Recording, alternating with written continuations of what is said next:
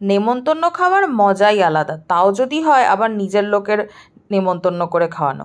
আমার শাশুড়ি মা একটা ছুটির দিন দেখে আমাদের বলল এখানে এসেই খাবি।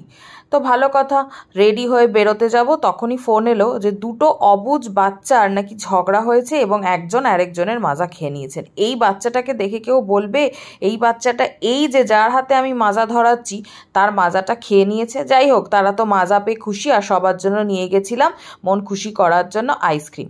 ওমা, তারপর গিয়ে দেখি আনএক্সপেক্টেডলি আবার গিফটও পেয়ে গেলাম। আমার যার আমি তো দেদার খুশি। তারপরে এই যে সুন্দর করে খাবার রেডি, মেনুতে ছিল ভাত, সবজি, ডাল, স্যালাড, চিংড়ি মাছের একটা তরকারি, চাটনি আর 5 রকম ভাজা, ওল ভাতে আর চিকেন।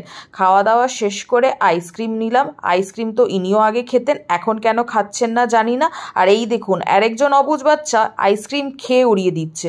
বাবা, ওরা খাচ্ছে, আমিও একটু আমার আইসক্রিমটা ভাগের খেয়ে নিই। এরপর সন্ধেবেলা আমি আর ত্রয়জিৎ মেলায় ঘুরে চলে এলাম বাড়ি। একটা দিন সবার সাথে দারুণ কাটল।